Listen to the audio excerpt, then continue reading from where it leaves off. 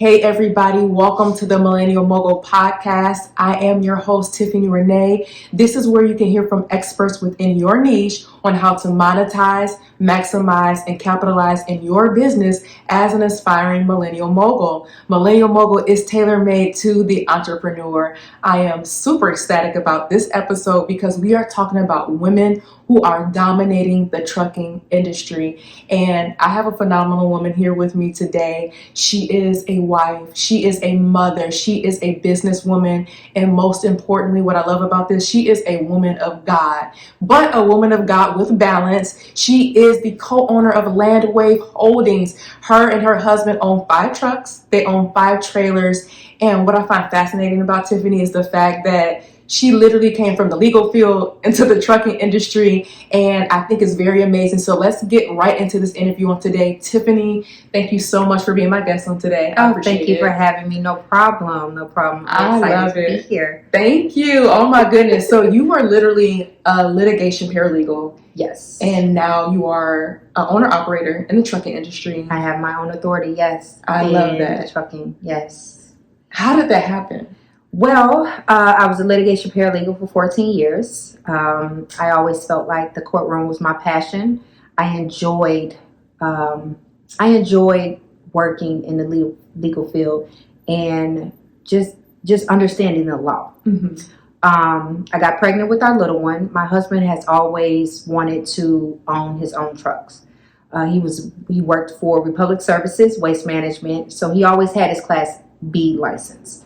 But he expressed to me on numerous occasions on how he wanted to have his own semis. So I was tired of hearing it. So I did my own research and I was like, okay, let's give it a shot. And I felt like my confirmation came when I seen Barack Obama come on the TV. And he said that nurses and truck drivers would never feel the recession. So I did my research. I asked my husband, how did he feel about going to get his Class A? I was pregnant. I had to have a cesarean. Oh, wow. So I told my husband, hey, let's fill out for FMLA papers. So I filled them out. He went to my doctor filled them out and they approved them. I love it. So he had 8 weeks. I had 8 weeks. So within the 8 weeks, he went and got his Class A. Once he got his Class A, we went to the auction. We purchased our first truck. And we purchased our first trailer, and that's how we started. And we started in 2017. By the end of 2018, we owned 3 trucks, 3 trailers. Oh, wow. So that's pretty much how we started in this industry. Of course, I still stayed on my job. I left my job in December of 2018. Okay.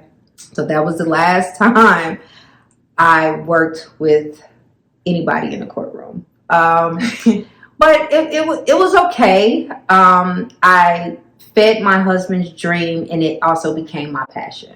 I love that. So that's how we started in this industry. To me, I get a high. I love that. Because it was a male's industry and to where us women are coming in and we are demanding the same respect as a man does. Absolutely. It's just I kind of pat myself on the back when I get off the phone and I won the conversation, if that makes sense. I love that because something important that Tiffany said, she said it's a male-dominated industry, and that is very true. So her being a beautiful woman, a Black woman, a wife, a mother, a woman of God in this male-dominated industry, I'm quite sure she has experienced so many different things, which she will tell us about shortly. But I think that's very amazing. And what I love about the fact that Tiffany did, she put her dreams on hold to help support her husband. And God brought it all back around for the both of them, because now what she thought was her passion, she now has a newfound passion and love for what she does. Yes, absolutely. So, I mean, Tiffany, tell us about, so we hear that you transferred from the legal industry into the trucking industry, and you and your husband purchased your first truck. Now you have 3 trucks and a trailer, but currently now fast forwarding 5 trucks and 5 trailers. I know there are moments where it was not easy and financially you all felt it. So, I mean, talk to the people a little bit about how you start, your financial obligations, and how that affected you then and how it's affecting you now. Okay, so when we started, of course, my husband was driving. So pretty much the money was in-house, and pretty much our overhead was fuel. Mm-hmm. But during him driving, I came up with the idea of, okay, the first truck is for maintenance. Second truck was drivers. Third truck was house money. So I kind of had the conversation. Well, not kind of, I did. I had the conversation with my husband, and I was like, how do you feel about owning more trucks? And now we're hiring drivers. Mm-hmm. So it made sense. My little logic made sense to him. You know, we need to own 3 trucks. So we purchased 2 more trucks, and we purchased 3 more trailers. Our trucks stayed in the shop so much to where I had to revamp my strategy. So once revamping, I felt we needed new trucks. Okay. So in 2019, we purchased 2020s. Okay. So we purchased 2020 trucks. These trucks were built for Landwave, meaning we put the miles. When we received our trucks came with 200 miles. Okay. So now it was more so, okay, let's eliminate overhead. So now we got new trucks. So we kept the truck that we bought from the auction, and we kept the other truck we bought from the auction because those were our babies. I love it. We felt like these were the babies of Landwave, and we couldn't really part ways Absolutely from our babies. So we gave up another truck that we did finance, and then now we got 3 2020s, and then we had 3 2020 trailers. So our equipment is fairly new. I love it. And only reason I said that is because anything in the trucking industry is not cheap. Okay. So overhead, meaning maintenance, Mm-hmm. fuel, all of that costs. So I was trying to think of a way how to keep the money in-house. Absolutely. And eliminating everybody's hand that was in our pocket. For sure. So that was the strategy that I came up with, and that's how we were able to come up with our 5 trucks. You know, I love that. And not everyone is able to do that. But the most important thing is you have to have good credit. Personal credit in the beginning, and then your business credit starts.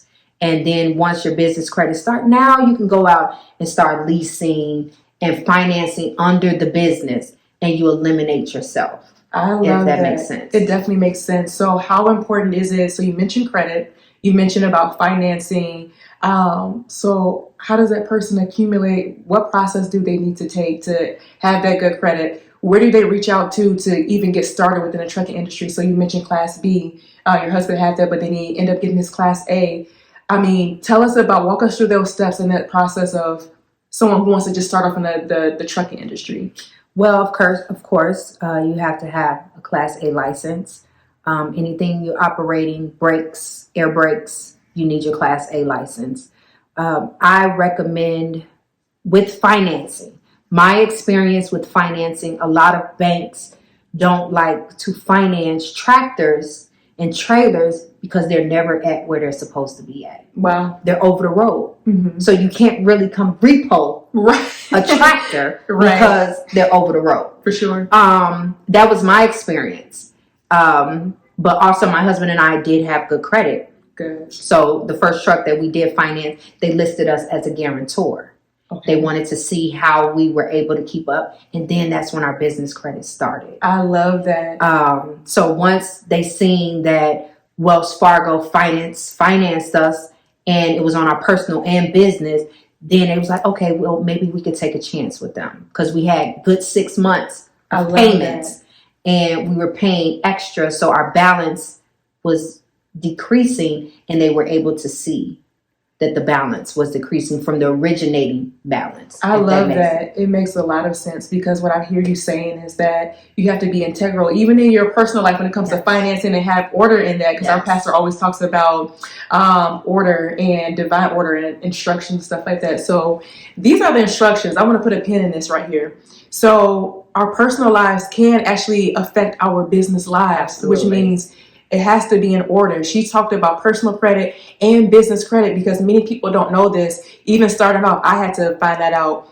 When you're trying to accumulate business credit, they're going to ask you for a personal guarantee, for you to be a personal guarantor, for them to even offer you a loan. Absolutely. And because you have to have your net 30, net 60. And in order to establish that, they want to see how are you managing your own bills in your own personal life. And so that's just something to keep in mind, even if you have to get a secure credit card. It's very important. And I'm learning that it's okay to start off because you have the main goal in mind. Yes. How important is saving? Because I know you mentioned it costs a lot of money. You want to keep it in-house. What would a person need to save up in order to even purchase their first truck? Well, I don't want to put a number on how much you can save. Okay. Because let's be realistic. Saving is hard. Absolutely. It's very hard to save because you have randoms for sure that come up.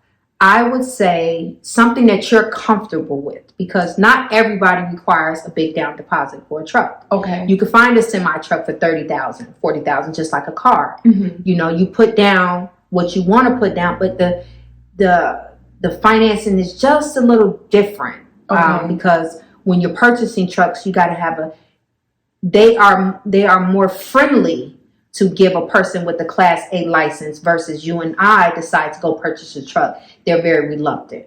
Absolutely. Because we're carrying a regular driver's Class D license. Yes. But for a person with the Class A, they'll get a little more favoritism because they're feeling like, okay, this person may drive the truck. Absolutely. Versus me, I'm buying the truck for somebody else to drive. Absolutely. If that makes sense. It does. So to put a cap on how much to save, I don't want to put a number on that, but just know in the trucking, things come up.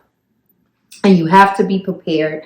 I tell myself I have to be winter ready. What does winter ready mean? You will find out everything that's wrong with your truck in the winter because the cold is not meant for the semi trucks. Mm. Everything under the truck is metal. Okay. So you'll have your oil freeze. You'll have your windshield freeze. You'll have your antifreeze freeze. It's just your gas will freeze. Stop. It's just the trucks are not winter ready. So I tell myself I have to get winter ready. Absolutely. And what my winter ready is may not be your winter ready, but I like to have a certain amount put up because a tire may blow. Mm. They're more frequent to blow in the winter because it's ice and they're sliding and you got to replace them. So I try to be a step ahead. I try to get winter ready in October. You know, Smart. I send all my trucks in to be winterized in October. So when November and December mainly December and January hit, I already got new tires. I got new tires. My trucks got their PMs. And it's just, to me, I try to stay ahead. It doesn't always work, but I just try to prevent the unknown. If you can prevent the unknown, if that makes sense. I love what you're saying because what she's saying is essentially you have to be prepared for the unexpected, but also plan ahead. That's very, very important. Yes. Many entrepreneurs fail to plan. It's not going to just jump in our laps. Many times we have to really put in the work. Yes. And what I hear Tiffany saying is that you and your husband put in a lot of work in the beginning stages to create that strong, sturdy foundation. Yes. And it's been plenty of times when my husband was ready to walk away. Wow. Tell us about that. There was plenty of times we would have our talks and he found himself putting our savings, or he found himself, we wasn't really making a profit the first 2 years. And he wanted to give up because we were just giving away money. And what we made, we were giving it right back out. Mm. So he didn't think that the business would be lucrative. And anybody that knows business, you usually don't make your profit within the first 2 years. That's good to know. You are. The first 2 years, you're dishing out. I looked at it as we were getting the swing of things. We needed to know, okay, let's learn from it.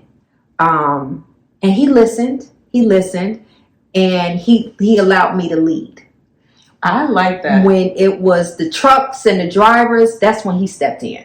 but the data entry, keeping up with the DOT guidelines, the FMCSA guidelines, anything paperwork wise, he allowed me to lead. So it was more so of like a partnership. Yes. I love that. Yeah. Co-owner partnership. Now, sometimes I did quit. I quit sometimes. But it was more so I quit because I needed a break. Okay. I needed a break.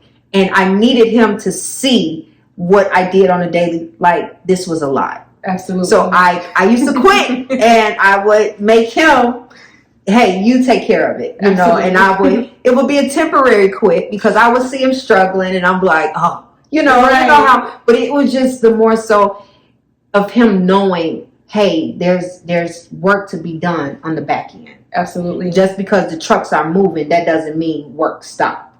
It was work that was on the back end that also needed to be completed as well. I love it. And I just needed him to be aware of what I was doing. Absolutely. On the back end. Feel it, babe. Yeah. On the back end, and he understood. Mm-hmm. He understood, and I didn't have no more problems. I didn't quit no more after the first time. But it was just, you know, it was something new for him and I, mm-hmm. and we just both needed to. Yeah, I think we both took each other's job for granted. For sure. What we were doing. I was handling back end, he was handling drivers. Mm-hmm. So it was just like we both needed to see the ram that we both took on, if that makes sense. It does. Yeah. So have you ever driven a truck before? So I'm yes, very interested. I'm sure everybody else is. Yes, I have. I'm a law-abiding citizen, but it's times where I get tired of asking people to do things for me, mm-hmm. and I would jump in the truck myself and drive it back to my yard. Now, I do have somebody tailgating me just in case, but I do know how to back a truck in and a truck in a trailer. And I'm self-taught. I love that. I'm self-taught. I'm currently enrolled to get my CDL in March. So I'm going to obtain my own license to where that law-abiding citizen can have an accurate meaning behind it. For sure. But I will get in YouTube. I've changed the starter on my reefer. Yes, I will clearly lift that hood. And if I feel that I'm able to do it, I'm going to try. I love that. I love the fact that there are no limitations. No. And I love the fact that you have the courage to learn something that you didn't know before. Because as you mentioned before, it's a male-dominated industry. So with it being a male-dominated industry, talk about some of the cons of being in a male-dominated industry, being a woman, being a woman of God, being a Black woman, and being a married woman, and being a bombshell woman. Talk about that. So I have been doing the trucking industry now by myself for almost 3 years. Mm-hmm. My husband is currently incarcerated. Mm-hmm. So it's just been me for the last 3 years. And to me, when you get tired of just giving away, absolutely, you want to become knowledgeable of what you're giving away. And how I look at it as when I take my trucks in to get fixed or something is down and they hit me with a bill before I approve the bill, I need them to explain to me what caused this and what it affects next. Or are you eliminating the problem? To where, you know how you go to school and you pay to learn. Yes. And you pay whatever field that you're in, you're paying for that field. I feel like when mechanics hit me with bills, I feel that they should explain to me. Show me the part that you're replacing. Explain to me, or even should I expect something after this part was bad? Should I expect something to else go out because this part was connected to that part and it may potentially go out. Yeah. So just be aware. Yes. If that makes sense. But in this industry, in a male dominating industry, and my muscle not being here, I've learned to follow my first mind. Okay. I've learned to make decisions in my right mind. So it's kind of hard because I'll get in my feelings, then I'm crying, and then I got to snap out of it because I got to make a good decision. So I try not to make decisions in my feelings. So I usually wait, go to sleep, and wake up the next day and rethink the situation. And now my mind is clear. Now I'm in a better state of mind. So now my decision is more of a righteous decision. I love that. Based off a decision that I can regret. That makes sense. It makes a lot of sense. And it was something that you mentioned too about not being in your feelings. That's very important because being in your feelings, as women, we're naturally just emotional by nature and we are soft. And for Tiffany to say she didn't have her muscle, but it was like God is her muscle right now during this season of her life and her business, and how it's so important to keep your cool that just the wrong attitude or the wrong verbal response or reaction to something can literally ruin a business deal. It can ruin a contract. It can mess up your brand and your business. And so personal development, how we handle different things and how we react to those things are very essential when it comes to business. Something that I love, you said you slept about it during the night whenever you would feel a certain type of way. So a prime example, I was trying to set up a deal and they ran my authority. Mm-hmm. And they seen that I had a safety issue. And he didn't have to screenshot it and send it to me. But he screenshot it and sent it to me.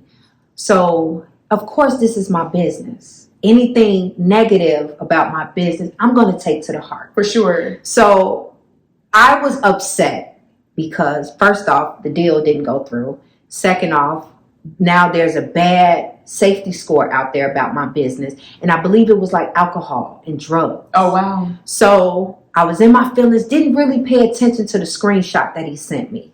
So I was crying. I called my best friend. I was talking to her. She was trying to encourage me. I ended up going to sleep.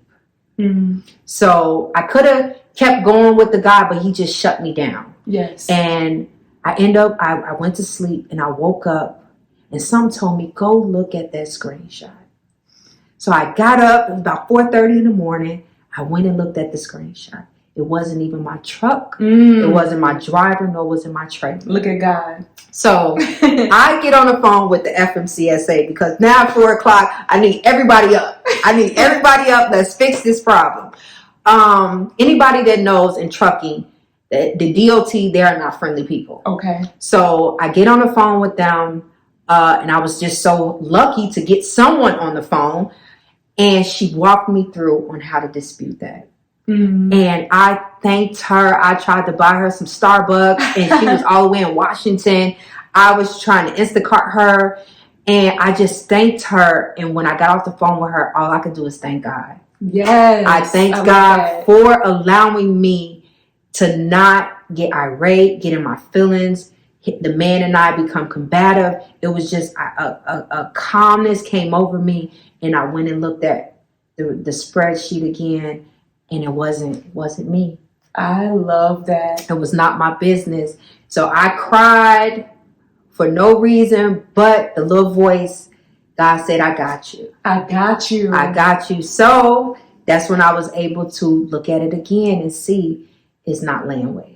And they removed it. They removed it within 24 hours off my safety score. Look how good God is. Yes. I mean, you don't have to be a believer when it comes to your business, but it definitely does help when you are a believer and you have a business. Yes. And so something that Tiffany and I had talked about, you mentioned about tithing. Many people don't want to hear about that, but it's very, very important. How would you say tithing and your personal relationship with God has blessed your business, and what changes have you seen because of that? Oh man, I have so many testimonies. But sometimes I tithe from the business account. Sometimes I'm big on tithing. I'm big on sowing. Mm-hmm. I help people. I just don't sow to the church. You know, God looks at your heart, and he also looks at your intentions. And I give, and I don't expect anything in return. And I feel that's why God, listen, me and Jesus, we best friends, okay? Period. But I look at it as God got me. And I have to I have to stop allowing my fear to take over.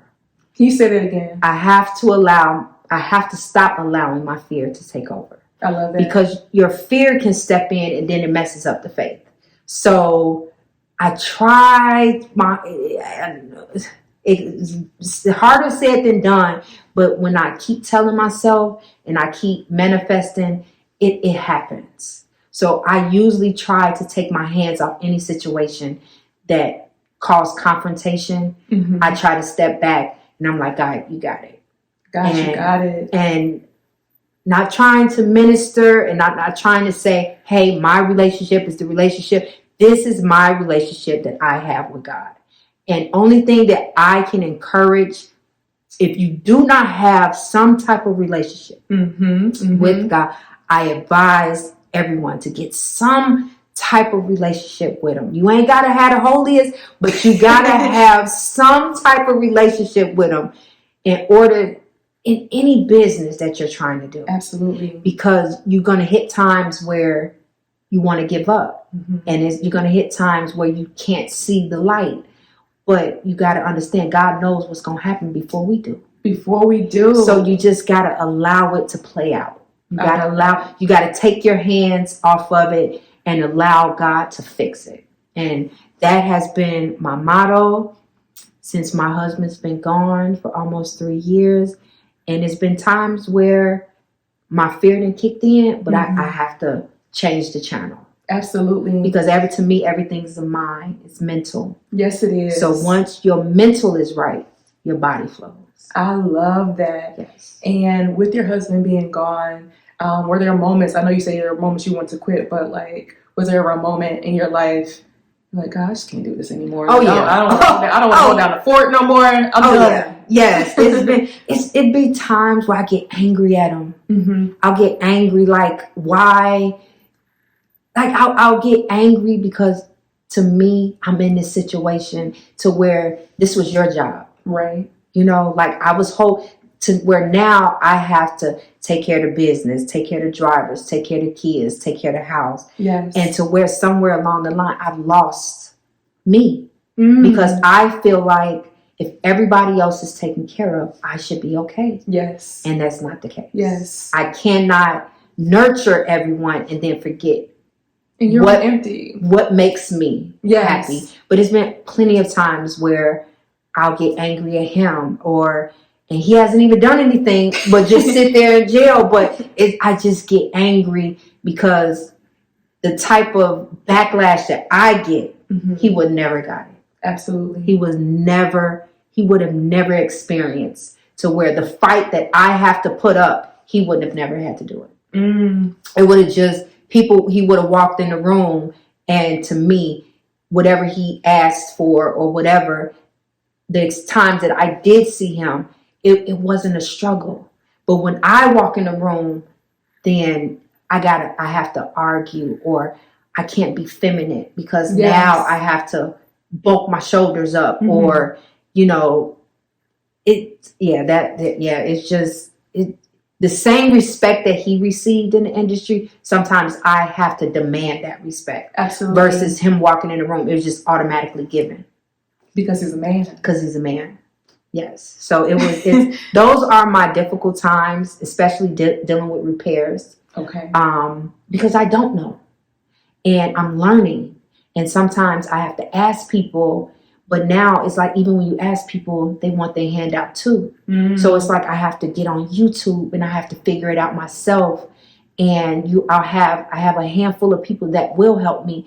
But then I also have that 2 handfuls of people that every time that helps, they want me to give them something. Like what you got for me. It's something. And just taking. And it's not genuine. Absolutely. It's not genuine versus. And it's been times where I prayed to God crying like, God, I help. When are you going to send my help? You know, it's a lot of times where I say that. And I just feel like in 2023, God is going to send me help. But I also have to allow the help. That's something right there. Yeah. Allow the help. I have to allow it. So how do you feel like you can allow the help? I'm still working on that part because not saying, I want to be able to trust. And I want to be able to trust that it's genuine. For sure. Not someone that's trying to come or take from me. It's an just opportunist. It's just a genuine help, because I'm genuinely helping. I'm continually genuinely helping people, and it's times where I'm like, okay, God, when is it my turn? You know, and that's the bulk of my prayer.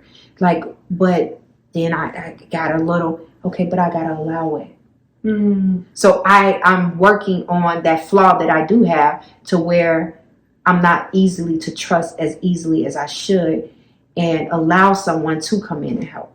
And I don't necessarily feel like it's a flaw. I feel like it's more of, I'm being careful and I'm being cautious, and I'm waiting on instructions from God if this is the right connection that's supposed to be in my life and in my business. Right? That's definitely true. Definitely. Because I'm private. I'm private. Like, I'm nervous interviewing. And she is doing fantastic, by the way. I don't know why she's nervous. I'm private, and just to allow someone in my space is something that I may struggle with. But like, I ask God, allow me to know that this person is from you. Absolutely. And that is what my discernment is to where I'm able to be more feminine and allow myself to not really have those guards up. The guards up, or a wall, or trying to investigate everybody that want to talk to me. Like, what's your motive? Like just let's get to the point. What do you want? Yes. You know, to where I stop that. To where I'm looking for exactly the flaw, or I'm looking for the motive versus this could be genuine. Absolutely. You know, so and it could be not. And it could be not, but the trial and error. And I feel that the age that I am now, I don't really have that many times to mess up. You know, like I'm not in my 20s, I'm not in my 30s. So I feel I just got to tread lightly. Absolutely. You know, and just, you know how they say you allow someone to talk, they'll talk themselves in the hole. Or they'll tell. That's what I'm learning how to listen. And a person will tell you what they're trying, if you just sit there and listen. Yes. So how important is listening in business? Very, very important. I'm the type of person, you say something that I don't like, I done tune the whole conversation out. Like, I'm ready to exit. But I have to get out of that, because first off, it's not good business. Second of all, I kind of got to get a control on my response, because I'm the type, you can see it on my face, and I didn't checked out. I'm done. I'm over it. I don't even want to talk anymore, you know, but I got to learn how to give people a benefit of the chance. And communication, even with my drivers, I tell them all the time, communicate. Communication is the key. Yes. I'm not a mind reader. I don't know what you're experiencing over the road, but all I can say is that your dispatcher, which is myself, will make sure you're at ease. Absolutely. Meaning I handle all of that. All they're supposed to do is drive. Absolutely. I keep the communication business-wise neutral. I don't argue with my drivers. I try to keep them level-headed, meaning I check in on them. I don't micromanage them. I got GPS. I got cameras on my truck. I already know where they at. Right. I making sure. Listen, as long as you make the pickup and the drop off, I'm okay. Absolutely. As long as you make your appointment times, I'm okay. Whatever else you do with the truck, as long as my truck is safe, that part, we're okay.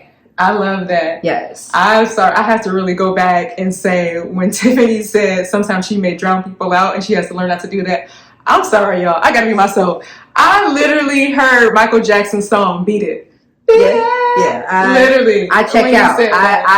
I'm checked out, meaning it's hard. It's even hard to wheel me back in because I'm done. I'm done with the conversation. Absolutely. Meaning, and a lot of times I will exit because there's no gain for me. For sure. Out of the conversation. To me, I hear a lot of eyes. And when I hear those eyes, or I hear something that, I exit. I exit. Exit stage. Yeah. But communication is key in any business. Absolutely. Any I business. agree with you. Understanding. You definitely have to have an understanding. Yes. An understanding of what you're doing and how you're doing it. Yes. And I tell that to my drivers all the time, even my customers, we have to get an understanding, Yes. on what your expectations from Landwave is and what my expectations for you are. And as long as there's the understanding and everybody's on one accord, we should go smooth, but it's not always smooth. Absolutely. But at least there's the understanding of what the goal is. The end goal. The end goal. And there's bumps and bruises, but nothing that can't be fixed. I love that. So I love your mindset. Yes, nothing that can't be fixed. I don't get upset very easily in the industry, but when I do get upset, everybody better stand down. Okay, because you're a Capricorn. So I do try to stay level-headed, stay very respectful. But sometimes they can step on, sometimes I do have to bulk up and demand certain things. Seriously, you got this green on, bro. Yeah. Incredible Hulk up in here. But I feel you. Absolutely. Yes. So you also mentioned Tiffany has something very great coming up, and I want you all to listen to her very intently because she's going to tell you how you can enroll, when to expect this, but she is going to be... I am having a dispatching class. In my dispatching class, I will teach all of the vocabulary, what to expect. I'm also will have a special guest in my dispatching class. I will actually have 2 brokers, and they'll let you know what to say when you call in to a broker, or even when you're trying to get dedicated lanes. What type of language you need to use when you're talking to a broker, or when you're talking to a customer and you're trying to get a lane, or you're trying to get business. They tell you how to own the conversation. And owning the conversation comes with experience. Okay. But you come in the gate owning. You may not hit your alternative goal, but just own. You have to own the conversation. And that's when a broker knows that, okay, she may know what she's talking about. So I'm going to have that. I'm going to have a book with a rate confirmation, with a proof of delivery, definitions. Those are very important. The verbiage is very important in this industry, and just learning how to get started. I will also be giving a list or 2 on customers that you can try to seek out yourself. I love that. And try to get lanes, or get dedicated freight. So when you do start your dispatching, you'll have lanes for your drivers. So something to work with. Yes, something to work with. And you, in dispatching and even brokering, you have to be a salesman. You have to sell. You have to sell yourself. Even in the trucking industry, you got to sell yourself, make promises. I'm not a good salesman, because when someone tells me no, so that's why I have a person that will sell Landwave for me. Be on the phone to sell Landwave for me. Because sometimes, I didn't ever do good in telemarketing. Maybe that's why I got let go. I don't know. It was just people would say no, and thank you for your time. But anything else, I feel that I can do. I take my attorney's job. I take my realtor's job. I take my broker's job. I can speak for myself. I love that. I can speak for Landwave. I just can't sell Landwave when someone tell me no. Okay. Yeah. So I think that's probably a control issue, isn't it? It's just a preference issue. Yeah. I think that's... I don't feel like it's an issue. I just feel like it's just a preference. Yeah. For sure. My friend said it was a control. Really? Yeah. Well, I can't go against a friend. But yeah, so that dispatching class, it should be coming round fairly March. I will have a location. You can reach out to me through social media. I will be posting it on social media. My Facebook name is Tiffany Marie. My Instagram name is Mrs._Tiffany. But yeah, that would be the best way to get in contact with me in regards to the dispatching. It will be in the south suburbs of Chicago.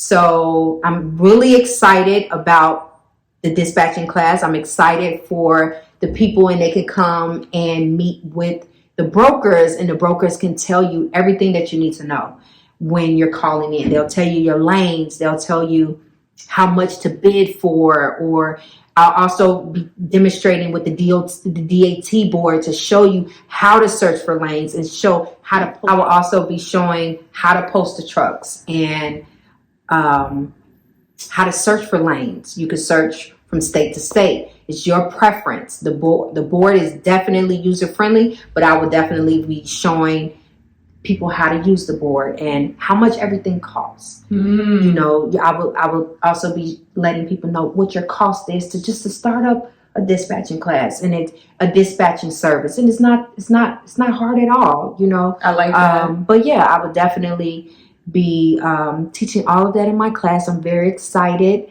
But yeah, that's coming to you very soon. I love that. I think you are a phenomenal woman. If there is a takeaway that you want the listening audience to hear, both women and men, what are some final words that you want to give to the listeners? Well, my advice, if it's something that you want to do, don't let your fears overtake your passion. Can you repeat that one more time? Don't let your fears overtake your passion. You're always going to experience hardship in whatever you do. Absolutely. It's always going to be something unexpected that comes in your way. But don't let that distray you. Don't let that, if you feel and if you've manifested this for years, go for it. Yes. We as people tend to allow ourselves to be our own hindrance because of our fears. You can't allow your fears to overtake anything that you want to do in the world. So if you're able and also a good support system, a good team. In the beginning, I had an awesome team. Now it's just me. Oh, wow. But your team is important too. Your team, because with the team, you get a good understanding and everybody's on track. I love that. So I wouldn't allow, my only advice is go for it. What are you waiting for? Can you say that one more time? Did you hear what she just said? Just go for it. Yes. Go for it. And only thing a person can tell you is no. My mom always said that. All people can do is say yes or no. It's no. And don't let that no stop you. Just that one no doesn't mean a global no. You know, it's just right there at that time. That wasn't your time, right? But try again. It's nothing wrong with failing. I love that. Yes. It kind of reminds me of Michael Jordan and how when he started off in junior varsity, and he was not chosen to be on varsity, and now he is the Michael Jordan that we know today. But what if he gave up when the coach said he would never make it to the NBA? And now he's number 23, Chicago Bulls, the Michael Jordan. And there's no comparison to him. And there's no comparison to him. Yes. Sorry, LeBron people, but there's really no comparison to him and our opinions. I really enjoyed this so much. I believe you have helped so many people more than you may even know right now. And I want to thank each and every one of you for listening in on today. Some of the key takeaways that I want you all to remember is to persevere, to keep God first. Even if you're not a believer, you have to believe in God, but just know that faith will definitely change your business. To be organized and to work on personal development. That means our attitude, how we respond to different things, our mindset, which is what Tiffany mentioned. Your intake, you know, and learning how to work with people, partnership, and knowing that even if you have a moment, you don't have to allow the moment to have you. It doesn't define you. It doesn't define you at all. Can you say that one more time? The moment doesn't define you. It doesn't define you. Yes. And I'm truly blessed by this. I know that you all will definitely be hearing more from Tiffany. I'm excited about the dispatching classes she's going to be teaching. I mean, I'm not even a trucker. I'm like, let me just join the class. It's a very lucrative industry. Absolutely. It's so many people, so many ways to make money in this industry. And you work from home. There's a lot of brokers out there that have to actually go into the office, but a lot of brokers now are remote. They're remotely working. And it's just it's so much money in this industry because this is how the world goes around. Truckers. Wow. From store to store, groceries, it's truckers. So the amount of respect that truckers get, it's not right. I was just about to mention that too, because I was like, we don't really respect truckers as much as we should. No, you don't realize if the trucking industry decided, if every trucker in the world decided not to work anymore, we don't have anything in the stores. There's nothing in the stores. Yes. The world removes around truck. It gets off the train, and now the truck driver got to go in and get the stuff and take it to the warehouses. Wow. And then the warehouses have their truck drivers that deliver it to the local grocery store or the local stores. So truck drivers are essential. Essential. Just like nurses. We are essential workers. They're needed. They're needed. And it's mind blowing that the respect that they have for truck drivers is underrated. It really is. I mean, because when you normally think of a truck driver, you think about, I'm driving on the road. I may go on the shoulder, which I shouldn't, but they trying to block me from going around. Now, that part you can report them because they're not supposed to do that. Okay, because they got blocked a few times. But it's just the industry, to me, the industry is underrated. Meaning, it's the respect for a truck driver or the respect for a person that actually has their own trucks. It should be more demanded. Absolutely. More respect should be demanded because these people risk their lives by going over the road. You hear about accidents and trucks flipping over, or they're doing jackknives. That's a truck driver. Just like officers want to go home, truck drivers wants to go home too. I like that. I definitely personally have a higher respect for what you do and the trucking industry, and I just want to say thank you. Okay. Thank you again, everyone, for tuning in. As always, I say carpe diem is Latin for seize the day. I love each and every one of you. If you enjoyed this interview, please chime in on YouTube, chime in on Facebook, even on Apple and Spotify. Write your comments if you have any questions. Tiffany, again, her Facebook page is Tiffany Marie. Her Instagram page is MRS_Tiffany on Instagram. And I believe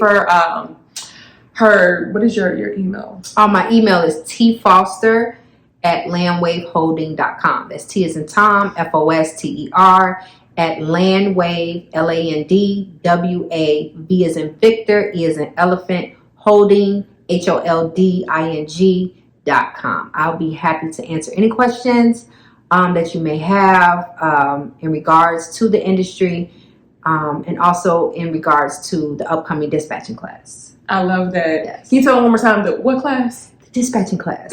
I love it. I love it. I love it. Thank you again, everyone. I appreciate it. Thank you. Bye.